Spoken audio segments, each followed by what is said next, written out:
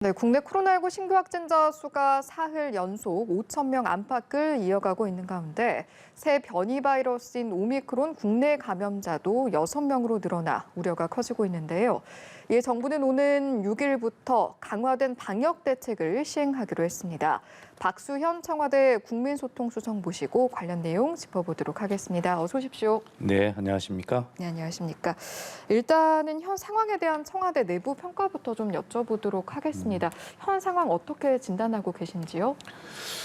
그래서 한마디로 말씀을 드리기는 참 어렵지 않겠습니까? 우선 반드시 국민과 함께 이 코로나19, 특히 새로운 변이 바이러스 오미크론까지를 확실하게 저희가 잡아야 되겠다라고 하는 강한 의지와 함께 정말 저희가 여러 가지 대책들을 국민과 함께 시행하고 있습니다만 아주 간절하게 기도하는 마음, 이런 것들이 함께 혼재해 있는 것이 청와대 마음 아닐까 이런 생각을 가지고 있고요. 지금 이제 걱정은 많습니다만 그래도 국민들께서 지금까지 함께 동참하셔서 여기까지 저희가 왔기 때문에 이 마지막 고비를 좀 함께 더 강한 마음을 가지고 의지를 갖고 넘어가자 이렇게 호소드리고 싶습니다. 예, 알겠습니다. 오늘 발표된 강화된 방역 대책을 보니까요. 사적 모임의 경우 수도권이 최대 6인, 비수도권이 최대 8인까지 제한이 됐는데 그만큼 산을 좀 엄중하게 바라보고 있다라고 받아들이면 되는 거죠? 그렇습니다. 상황은 늘 엄중하고 저희가 아주 정확하게 보기 위해서 노력을 하고 있고요. 다만 정부는 이 방역과 민생이라고 하는 두 가지 이 주제를 가지고 절묘한 또 지혜로운 균형점을 잘 잡아야 되지 않겠습니까? 그래서 이제 이번에도 사실은 시간 제한이라는 부분과 인원 제한이라는 부분이 있을 수 있는데 이 시간 제한은 소상공인 자영업자들에게 인원의 조정보다 더 큰 영향을 미칠 수가 있는 요인이거든요. 그렇기 때문에 시간 제한은 일단 놔두더라도 지금 말씀하신 대로 인원의 조정을 통해서 한번 이 방역을 좀 통제해보자라고 하는 그런 대책을 세웠고 그다음에 방역 패스 적용의 확대라든가 이런 문제들에 대해서 일단 새로운 그 방역 지침을 마련하게 된 것입니다. 말씀해 주신 것처럼 민생과 방역의 균형을 좀 맞추기 위해서 노력했다라는 느낌이 들었는데 이 밖에 좀 이번 방역 대책의 핵심 쟁점, 핵심이 있다면 어떤 게 있을까요? 일단 현재는 아시다시피 연이어서 그 확진자가 5천 명 이상으로 나오고 있지 않습니까?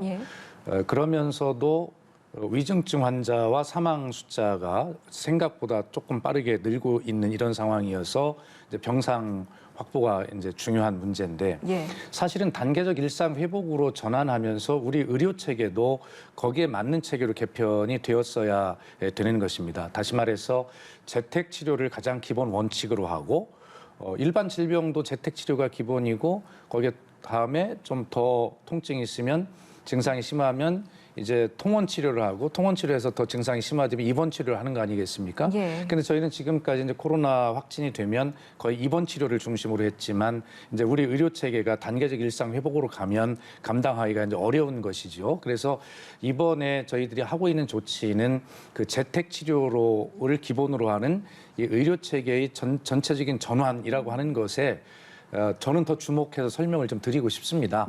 눈에 보이는 인원의 조정이라든가 방역 패스의 확산이라든가 그다음에 청소년 방역 수칙의 어떤 예고 이런 것들이 있었는데 이런 것도 중요하지만 그래서 이제는 국민들께서도 이제 1차 접종, 2차 접종인데 2차 접종을 접종 완료라고 저희가 표현했고 3차 접종은 부스터샷이다, 추가 접종이다 이렇게 이야기를 했지 않습니까?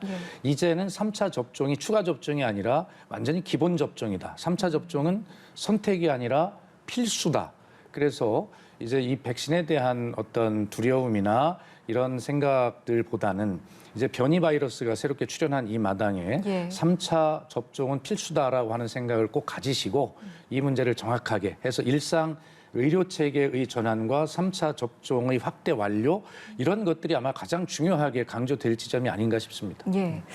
조금 전에 말씀해 주신 내용도 그렇고 이번에 발표된 내용을 보면 민생과 방역의 균형을 맞추기 위해서 좀 노력했다라는 부분은 보이지만 그럼에도 일각에서는 이번 조치가 혹여 자영업자들에게 부담이 되진 않을까 이런 우려의 시선도 있는 것 같아요. 어떻게 보세요? 당연히 우려가 되고 부담을 드리는 게 맞지요. 그래서 저희가 지난번에 3, 4분기 그 가계 소득 동향을 이제 발표를 했는데 네.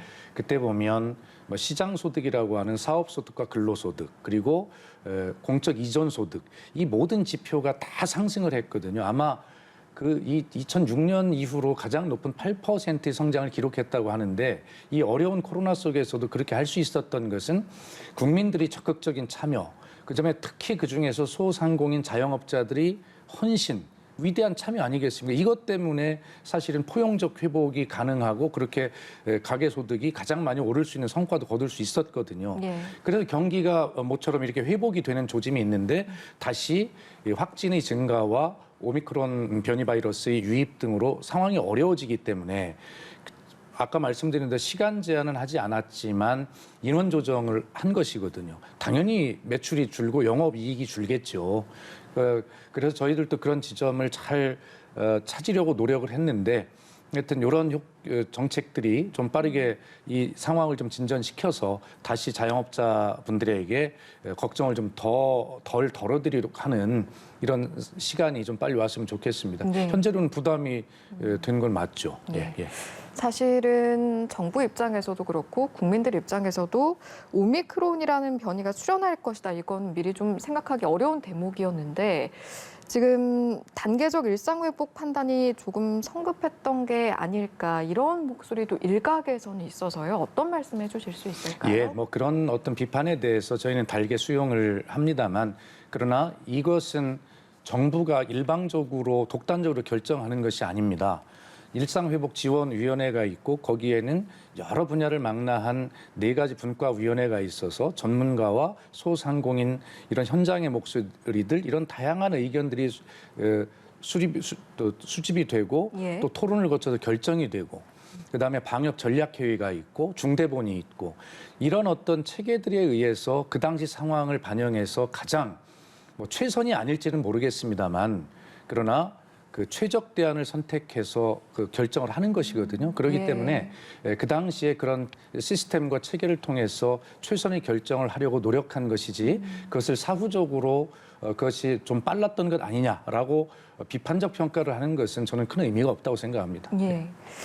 오미크론을 막기 위해서는 사실 입국 방역 조치도 중요한 부분일 텐데 관련 내용 좀 더 이어가 보면 문재인 대통령도 앞서 이제 강화된 조치 즉각 시행하라라고 발언을 했고 지금 정부에서도 입국 제한 국가를 확대하는 걸 검토하는 걸로 알고 있거든요. 어떻게 좀 진행이 되고 있을까요? 예, 그 뭐 당연한 그 방침이고요.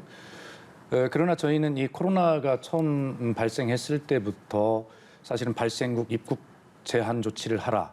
또 다른 나라들로 확대하라 이런 것들이 있음에도 불구하고 지금은 이 자유무역의 시대 아니겠습니까? 우리가 그 나라를 입국을 제한하게 되면 그 나라는 당연히 상대적으로 우리 입국도 막지 않겠습니까? 예. 또 우리도 오미크론이 지금 들어와서 지역사회의 감염, 전파가 이루어지지 않았을까라고 염려가 되는 상황인데 만약에 우리 기업인들을 외국에서 입국을 제한하게 되면 무역 국가인 중심 국가인 우리가 어떻게 이 경제를 유지하겠습니까?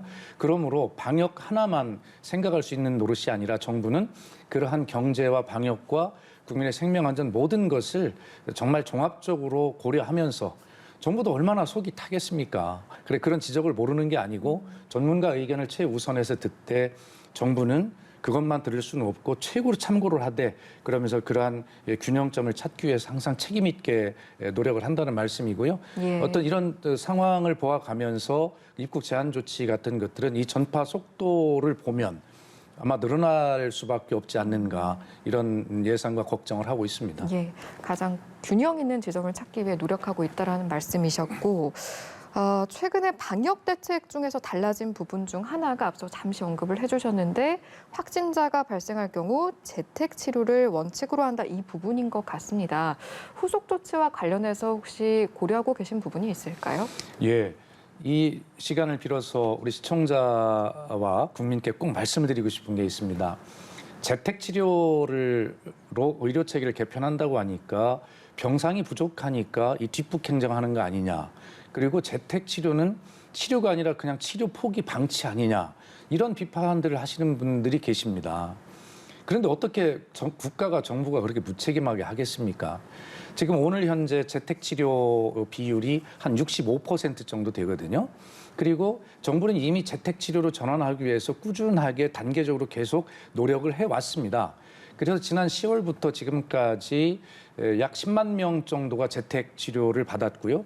그중에 94%가 집에서 재택치료를 안전하게 그 치료가 다 되어서 일상을 회복하셨습니다. 예. 그중에서 6%만이 전원이라고 하죠. 예. 병원으로 입원하거나 그다음에 생체치료센터로 가거나 이렇게 됐거든요. 예. 그러면서 그냥 놓는 것이 아니라 어떤 의료진과의 뭐 비대면 진료가 가능하게 한다든가 항체 치료가 가능하도록 그렇게 투약이 가능하도록 하는 조치를 한다든가 그다음에 재택 치료 키트, 진단 키트 같은 것들이 있어서 산소 포화도를 측정하고 해열제 뭐 이런 것들이 들어있는 치료 키트 같은 것들을 보급하기도 하고 그래서 그냥 집에 계시도록 하는 것이 아니라 그런 모니터링을 면밀하게 하면서 의료진과 연계를 잘 되도록 하고 스스로 치료할 수 있도록 장비를 지급하고 그렇게 하는 것입니다. 그래서 불안해하지 마시고 그렇게 또 증상이 심해지면 바로 입원할 수 있도록 응급 이송 시스템까지 전부 다 마련하고 있거든요.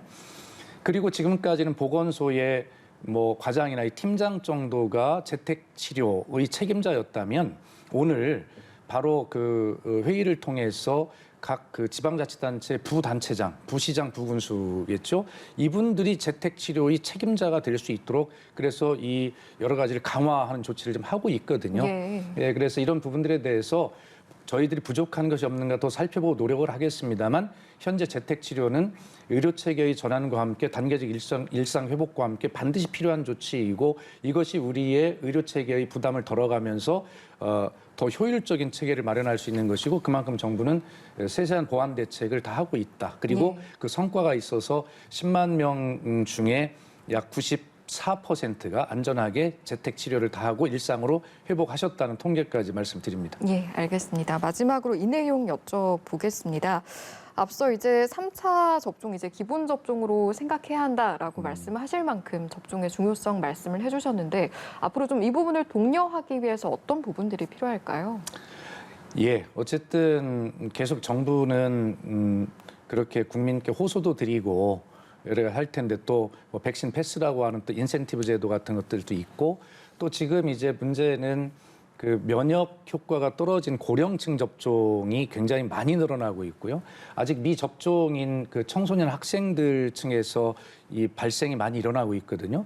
그렇기 때문에 이 부분에 집중을 해서 3차 접종을 끌어올리는 정책을 하면서도 또 이 부분의 학생 접종 같은 경우는 여기에 또 이제 학생 백신 패스의 확대 이런 정책을 오늘 예고하고 있지 않습니까? 내년 2월부터 하는 것으로. 예. 그래서 이런 것들이 그 분야의 백신 접종률을 끌어올리는 또 유인책이 될 것이다. 예. 그러나 무엇보다 중요한 것은 국민 여러분께서 이 백신이 현재로선 최고의 답이다라고 하는 믿음을 가지시고 스스로 그렇게 해주셨으면 좋겠고요. 예. 75세 이상 지금 3차 접종 비율이 저희가 12월 11일까지 완료하는 것으로 목표를 세우고 있습니다만 예약률과 진행률을 보면 좀 걱정이 있습니다. 최선을 다해도 70%밖에 되지 않을 것 같은데 그 부분 좀 집중을 하셔야 될 것 같고 그다음에 16세, 17세 학생들은 어느 정도 이제 2차 접종까지 끌어올리고 있는데 그 밑에 이제 15세 이런 정도 학생에 대한 접종 1차 접종 비율이 이제 6%밖에 되지 않아서 예. 이런 부분들에 저희가 포인트별로 집중하면서 할 텐데 무엇보다 중요한 것은 국민 스스로의 참여 이것이 가장 중요하겠다는 말씀드립니다. 예, 결국에는 국민들의 참여가 또 가장 중요한 부분이 되겠네요. 오늘 말씀 여기까지 듣고 마무리하겠습니다. 지금까지 박수현 청와대 국민소통 수석과 이 시간 함께했습니다. 고맙습니다.